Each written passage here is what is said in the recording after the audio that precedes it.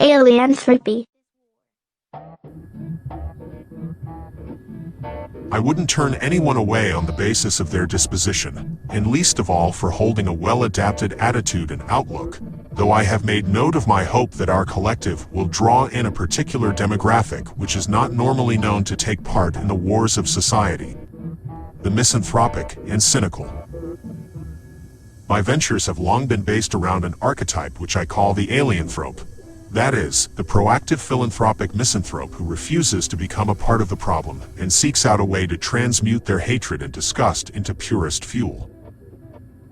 Eleanthropy, from Greek eleos, mercy, plus anthropos, human, is a simplistic concept with which I have worked for many years now, having developed from the realization that the words philanthropy and misanthropy, while often taken as antithetical, would not appear to be mutually exclusive. For whereas misanthropy refers to the dislike or distrust of mankind, philanthropy most often refers not to an explicit love or fondness for mankind, but to a desire to aid the well-being of the population. And with that being the case, I acknowledge that one could technically identify as both a philanthropist and misanthrope concurrently. The term Eleanthropy was settled upon to reflect a misanthrope which refuses to be ruled by their negative experiences, and opts instead to use their awareness of the problems at hand as fuel for the greatest acts of altruism, willing that no other will be forced to suffer the same. Mercy, or eleos, is seen as an apt reflection of this mindset, since the term implies that judgment is being withheld, which also implies that a problem has been identified by our minds. How does this play into the topic at hand? Comprachicos has a long and complex history, despite only being around since 2018 in its current state. Between the years 2013 and 2016, I took part in a collective known as the KHT, or Knights of the Hexagonal Table, where the Comprachicos is, in many a sense, a spiritual successor. The focus of this endeavor hadn't so much to do with activism outright, but with expanding the application of psychology beyond the sterile environment in which it is regularly found, and extrapolating its application in a host of novel ways with a more immediate impact on the public. For this endeavor, I worked closely with a couple of individuals who I had met via the online psychology network, of which I was a member and counselor for several years in my late 20s, both of whom were qualified psychologists specializing in delinquent psychology, which is one of the areas on which I, too, was focused at that time. As so, this endeavor placed much emphasis on misanthropy as a concept, for it has long been my belief that misanthropes, cynics, and other outsider types are best equipped to shift the paradigm of modern society on account of their awareness and acceptance of the problems at play, an awareness refused by so many others in aspiring to a life of comfort and normalcy. The increased willingness of such individuals to face down the uncomfortable truths of reality creates for a decreased conditionality and a greater fighter overall. However, the average misanthrope regularly opts to set themselves apart from the masses in disdain, doing nothing with that awareness, and therefore I look to them like power untapped, the weapon that will win us this war. The KHT operated in mind of the idiomatic, "It takes a thief to catch a thief," which essentially expresses how none are better equipped to understand and stop the would-be antagonists of our world than those who are themselves disposed to such antagonism.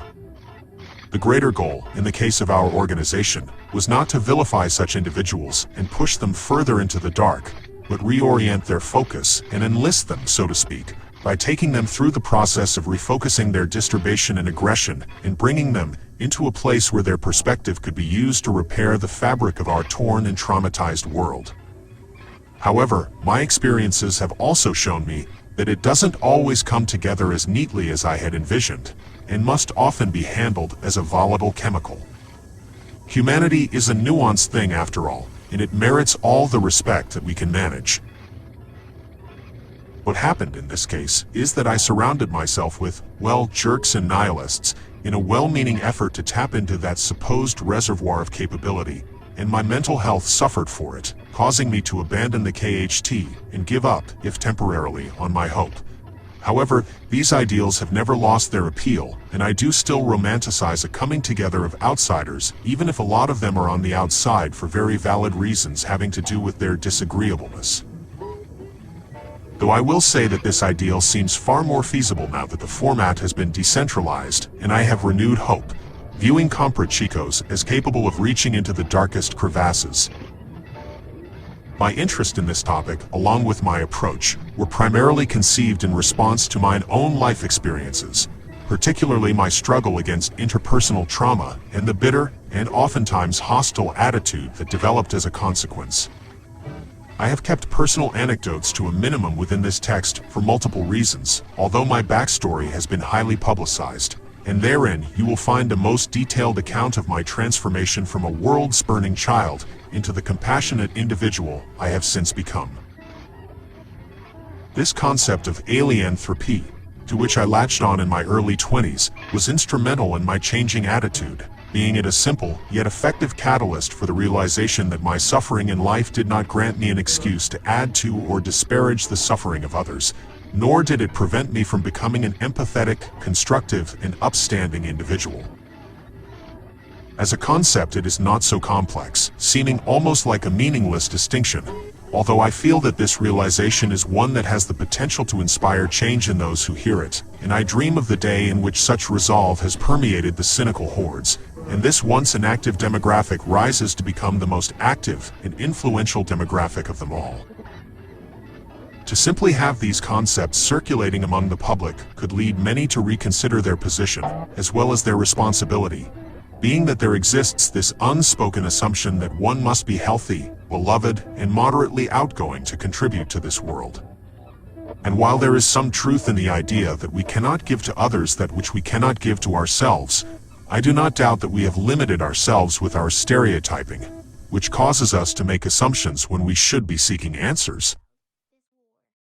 Our archetypes, our standards, our laws all grant or deny us permission to not only act on but also recognize certain tendencies within ourselves.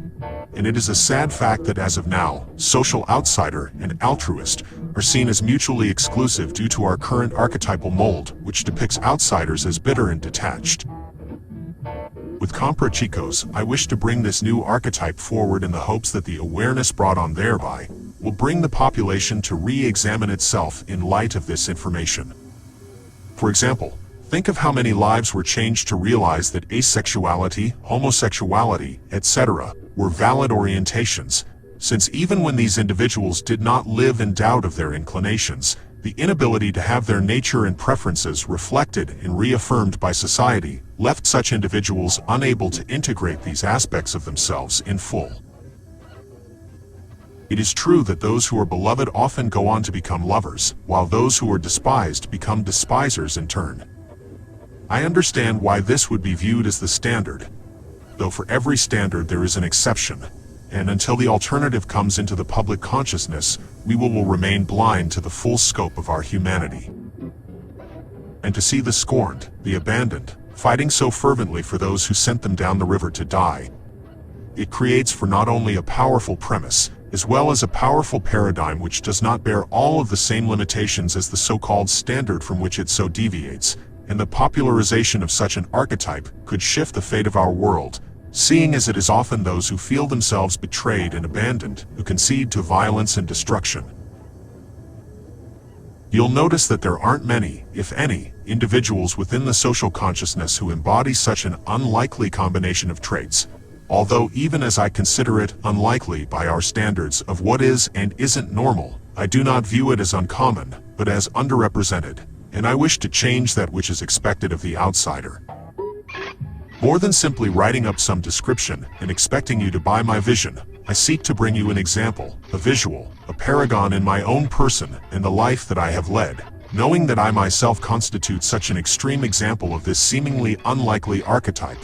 the outcast that devotes himself to the good of a population who, by some standards, destroyed him. And that devotion comes neither from ignorance nor out of desperation to be accepted, but through courage, recognizing and accepting that there may be no reward beyond the act itself. To be able to set aside our suffering and negative personal experiences and recognize the wonder of life which is not marred by the lives that we've led. To be able to set aside the unfortunate encounters of our lifetime and recognize the beauty of mankind and its boundless potential, which is not limited by the faults observed. Worthy aspirations these are. It is a tricky matter. Yet if through this collective we can manage to bestow the hurting and traumatized aspects of humanity a new paradigm, a new means whereby to understand and focus their hurt and disapproval, along with a means to make them feel less excluded in this thing called humanity, then that, in itself, would resolve so many of the struggles faced by our species even before any large-scale campaign has been carried out. Indeed, if all our prospective antagonists, so to speak, can be convinced to join the fight against ignorance, we shall find that the only battle left to fight is one of upkeep and prevention. And since it may be many years before we are able to ameliorate the sting of structural trauma,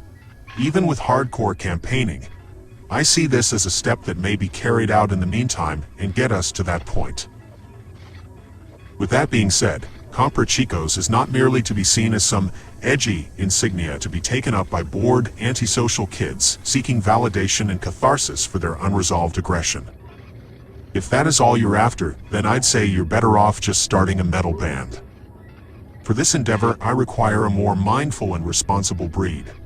The rebel psychologists and philosophers and existentialists and mystics and atheists and humanists and artists and apostates and alienthropes and tricksters and outsiders that are willing to take their talents and insights into this arena wherein such talents and insights are seldom beheld. For this endeavor I require a more heartful breed, wherefore I welcome all those whose empathy and compassion has left them seething, weeping, shivering before a world in agony. And I speak not of those who opt to use the pretense of empathy as an excuse to retreat from life and its many demands, where it is better viewed as a call to increase responsibility and vigilance in our dealings. The character of our participating members is as crucial to the operation as its most central processes, so much so that I will go on record to state that those who neglect their character cannot be called a Comprachico.